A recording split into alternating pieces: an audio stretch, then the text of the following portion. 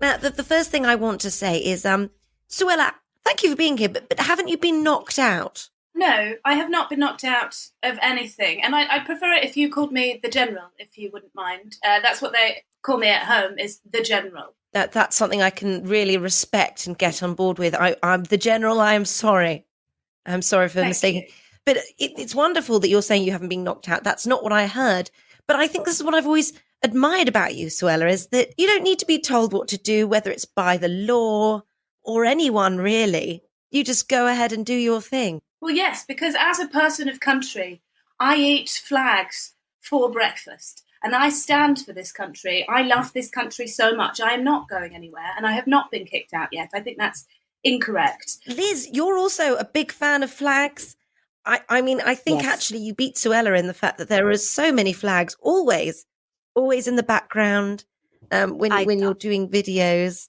Yes, and I sleep beneath flags. So just very patriotic, both of you. And also both of you have advocated about how we should cut taxes, which I'm very for. But Rishi, let's go to you because you've been a bit more unsure about cutting taxes, haven't you? I mean, what's that about? Listen, I think that over the course of the last few years, we made the difficult decisions and got the big calls right. Mm-hmm. Right, that's it, is it?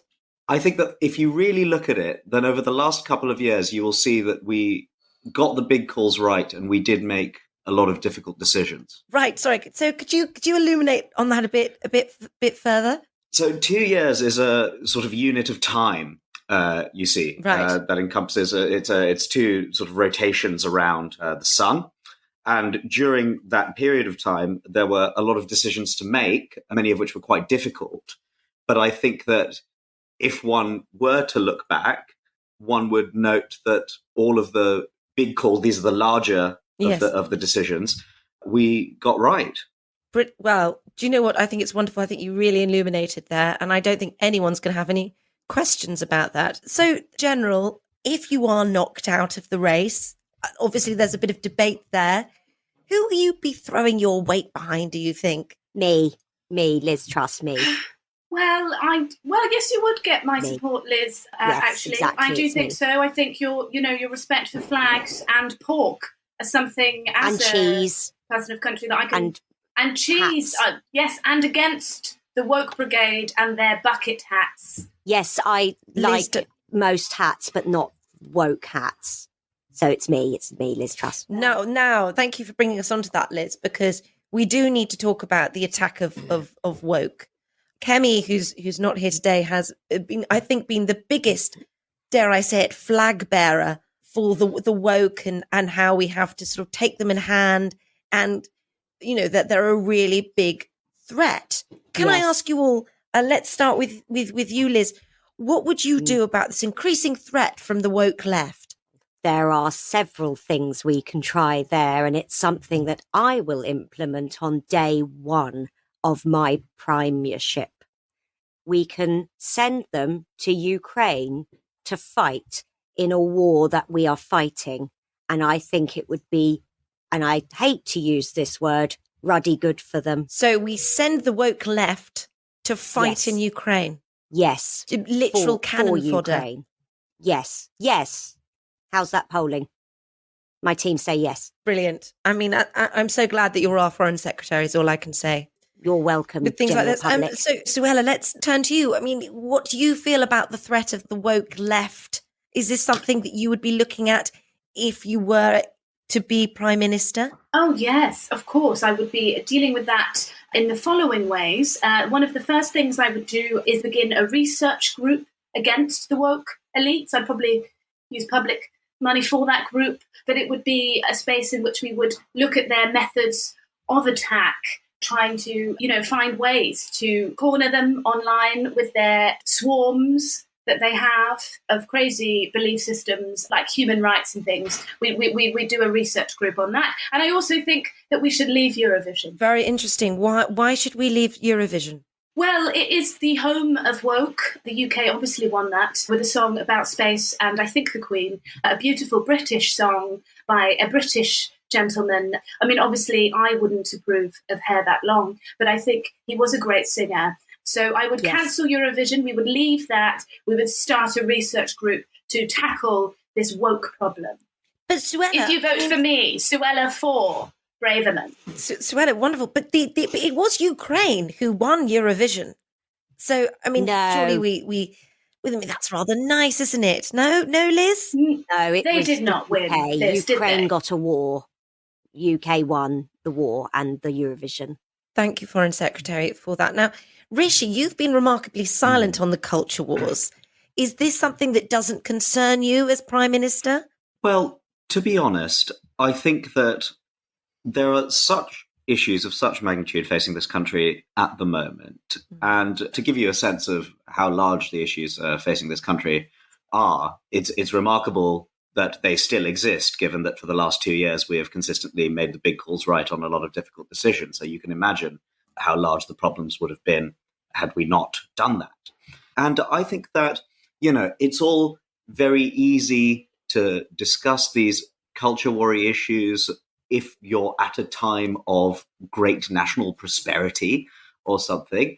But let's face it, people in this country have had it tough for 12 years and no reason, right? That is something that I think that we all know has happened. And rather than getting bogged down in who uses what toilet, we need to be asking the serious questions of, does every child need lunch? Very good. Very good. I mean, I couldn't agree more. No is the answer to that. I don't know. I mean, you know better than I do. But not every child does need lunch. Have you seen some of them? Some of them almost wobbly. They really are little wobbly jelly beans, and you think, no, I don't think so. I think you could skip on that. We've actually got some direct feedback from our Twitter listeners who have been following the conversation on hashtag NonCensored. First up, I can say that the research group that Suella suggested, it went down okay, but unfortunately her suggestion that we leave Eurovision was not so popular.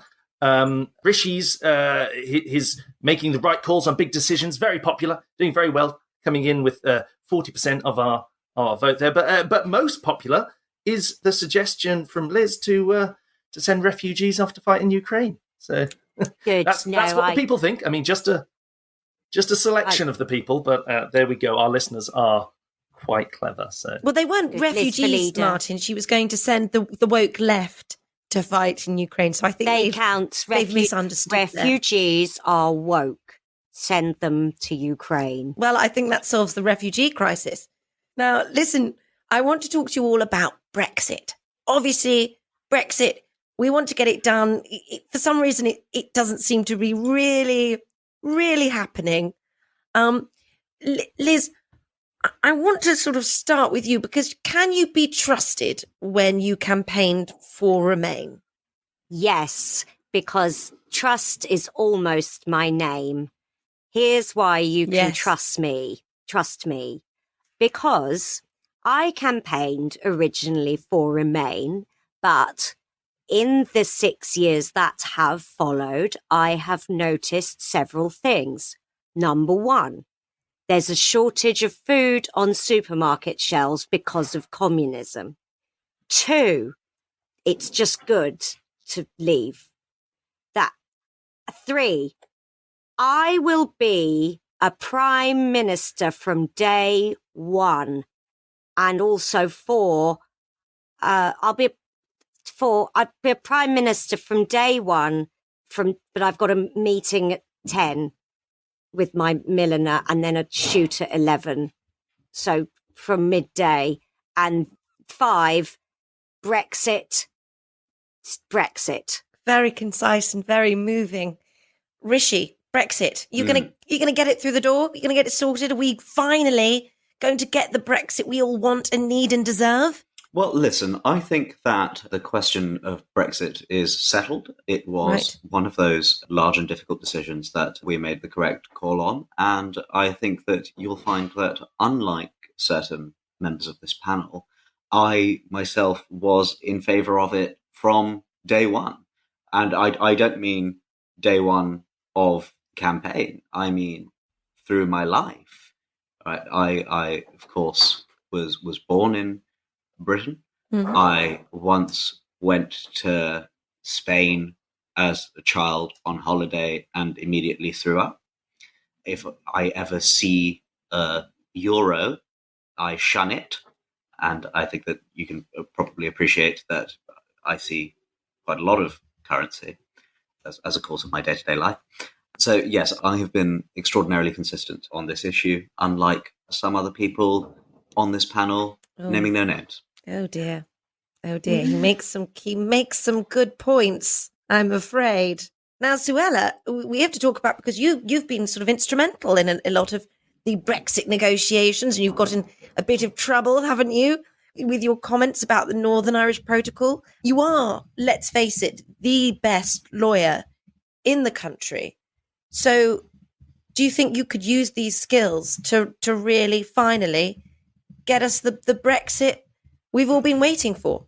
Oh, of course. I'd hit that gavel hard. They call me the flugelhorn of Brexit, actually. Right. And I'm not, I agree with Rishi. I, like some people on this panel, not naming cheesy pork names, but I am not some kind of born-again Remainer flip-flopping. I've always been for a hard Brexit. I actually took my family to Dover recently so that they could sit in the queues and play a family game of Spot the Eddie Stobart van. And we really connected as a family during that time. And I get my family to sing the national anthem as we spot the vans in the queues. So yes, it's a hard Brexit for me. Yes. That's my flugelhorn sound. Thank you. Lovely. So that brings us to the end. Thank you so much. I do want to just address one thing. Is now our listeners won't be able to see this, but Rishi is the only one who doesn't have his camera on. Rishi, are you just being shy? What's going on here? No, you know me, no fan of the cameras. Yeah. No, it's listen, my surroundings are not my usual surroundings. I'm not at the office at the moment. I'm elsewhere attending to some of my affairs. Not in the Boris style. Right. Just my business affairs. Your business, and you don't want to sort of give any more information about where that might be. Well, it's a scorcher in London. Yes, it is. It is indeed. So it's here. I'm here in a nice linen shirt. Right.